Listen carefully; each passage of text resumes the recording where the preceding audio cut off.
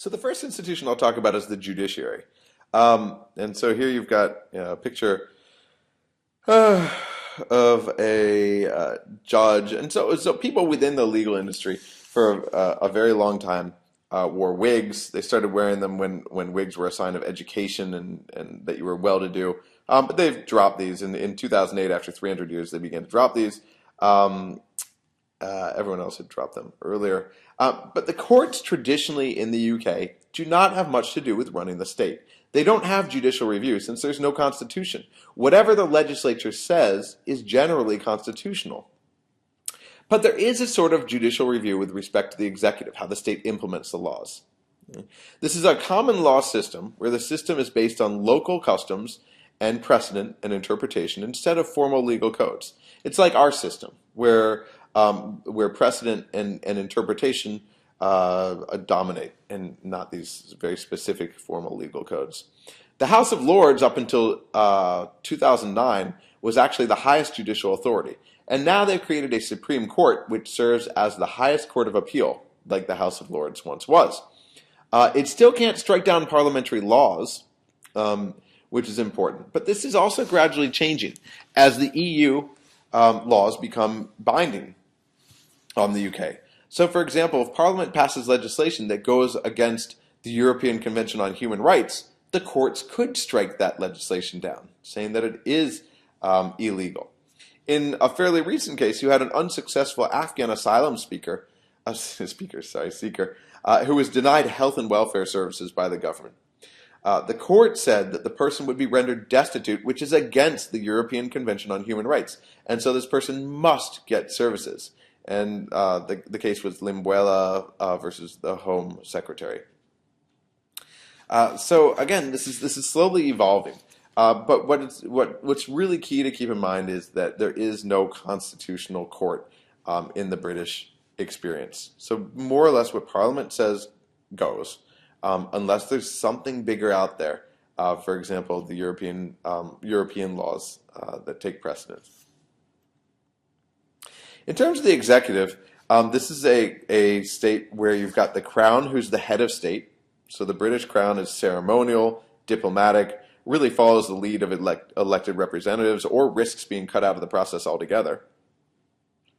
Although I should mention that the Queen, it's Queen now, can have limited influence if there's a lack of a majority in Parliament. This is actually funny. I mean, the royal crown tends to be very popular, probably because of all the scintillating coverage of royal scandals in the UK. Princess Diana was really widely vilified up until her death, and then she was made into this huge hero.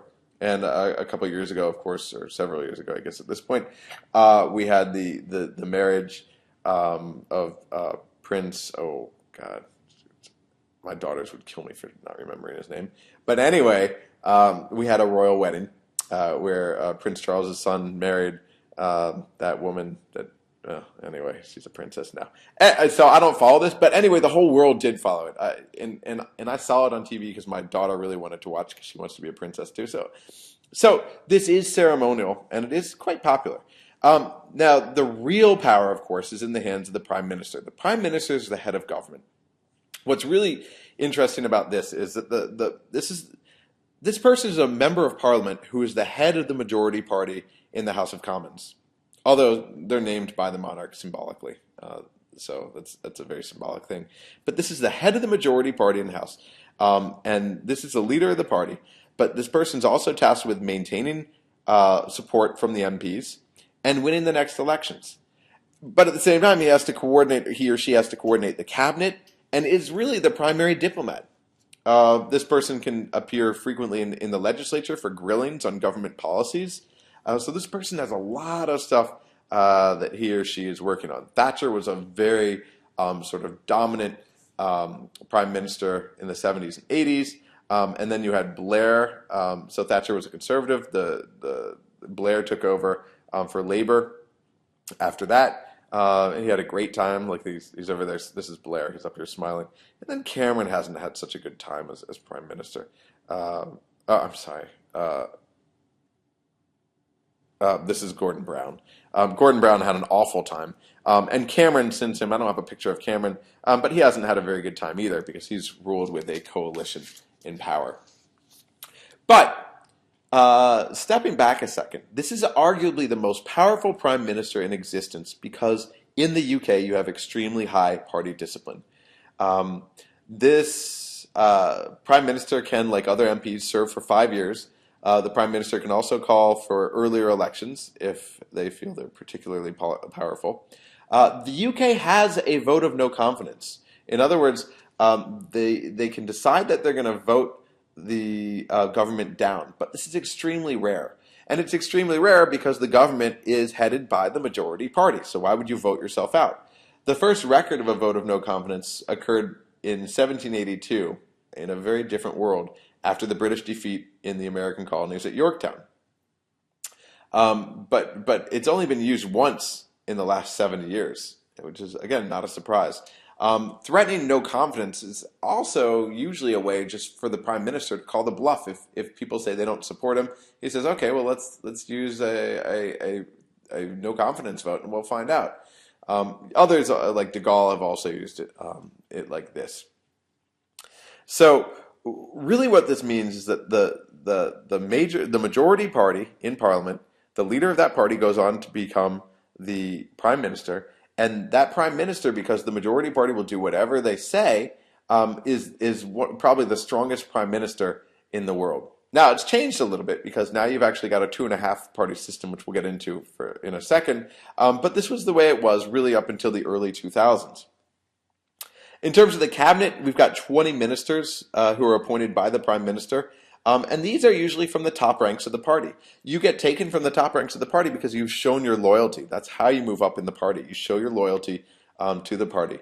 The cabinet here is notable for really collective responsibility. Even if you don't support a decision of the government, if you don't support it, you either resign, or if you don't resign, you take responsibility for the policy, even if it's far from your sphere and taste, and you support it. So that's this collective responsibility notion in the cabinet there. In terms of the legislature, we're talking about a parliamentary system, so you've got a strong relationship with the executive, as I just mentioned. Ministers and the prime minister usually come from the parliament. You also have an unusually strong relationship to the judiciary, since there are no constitutional constraints. The legislature really sets the rules of the game as it sees fit. Again, this is a bicameral parliament. It's typical of most parliamentary systems where the lower house of Parliament is significantly stronger than the upper house. So the House of Commons is the lower house of Parliament, composed of 646 members. But it's important to remember that most of these members are really backbenchers, because by backbenchers, what I mean is all they do is they sit there and they nod, because they're the majority party. They've launched their leader as the prime minister, and the prime minister comes down and says, here are the laws we'd like to get passed. And they say, okay, those sound good. Because if they don't, they're disloyal and they're kicked out of the party. So backbenchers, I've talked to some of these backbenchers, and they tend to complain that it's really the most tedious, uncreative job in the world. So being a parliamentarian in a majoritarian system is awful. The government drafts most of the legislation. Their job is to support it, and more than 90% of the time, that's what they do. They do what the party says to every time there's a vote. The party, quote-unquote, party whips are there to ensure that they've got this discipline. So you might say, well, why become a parliamentarian if it really sucks, if you really don't have much influence, and you earn relatively little as well? Well, the hope is that through loyalty to the party, you're going to eventually rise up in the party ranks, and you're going to get more prestigious and powerful positions in the cabinet and the government. So now, remember, they also theoretically have the power to remove the prime minister, but since he's their party leader, that prime minister would have to do something really, really bad and really, really unpopular to get voted out. There's a huge risk for doing this because it shows that you lack loyalty to the party. So you're really putting your political career on the line. To the extent that the Iraq War was incredibly unpopular. You had millions, well, hundreds of thousands of people who took to the streets against Tony Blair, but he still didn't get voted out. He still maintained the loyalty of his party, even though people were bickering about the policy. Moving on to the House of Lords. Here we're talking about 700, 800 people. There's not a fixed number in the House of Lords. In 2012, there were 775 people. In 2011, there were 789. This was once a fairly powerful institution. It represented the top aristocracy, but gradually, as I mentioned earlier, power was eroded to really about nothing today. All they can really do today is delay legislation and serve as a bully pulpit to speak out, a sort of a stage on which they can speak out to gain amendments if the government allows them to on particular legislation. That's all they can do. Um, the House of Lords is split between two groups. The first one is known as the life peers. The prime minister recommends a citizen who will serve for life on this. It's sort of like being knighted. It's an honor that doesn't really mean all that much. It doesn't mean you're going to go out and chop off people's heads or rescue damsels in distress. Instead, what it really means is that you can sit there and delay legislation and speak out against it in a public platform.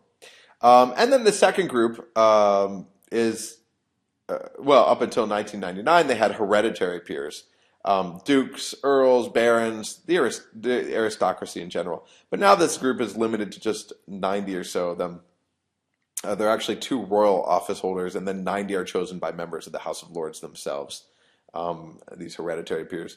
The removal of many hereditary peers has strengthened the belief that remaining members have a legitimate constitutional right to challenge laws passed by the Commons. One of the reasons that the House of Lords lost all its powers is it became sort of anachronistic and didn't seem very democratic to have these hereditary people serving in there. But with these life peers, it changes a little bit. And to be a life peer, to get put in by the prime minister, you're supposed to be an upstanding citizen. You have to have done something important. So these are highly educated, usually. Well, maybe they don't have to be educated. Maybe you could just be a hero by rescuing someone from a burning car or something. I don't know, but you have to do something good to get in there. Now, we talked about gerrymandering way back when. In Great Britain, they use independent bodies called boundary commissions. There's one in each of the four regions: Wales, North Ireland, Scotland, and England. And they do this every 8 to 12 years. They review all the constituencies. There are about 613 of them. And then they submit recommendations to the Secretary of State. They try to keep them roughly similar in population, although London is not partitioned and Wales has at least 35. So, but you don't see much gerrymandering there to the extent that you do in the U.S. system. But it can happen. The reason that you don't see it is because it's an independent commission that goes out and does this. So it would be much more difficult for it to happen versus politicians who do it in the United States system. In terms of the party system, let's see how much time we got. Oh, let's take a little break. I'll start the next slide.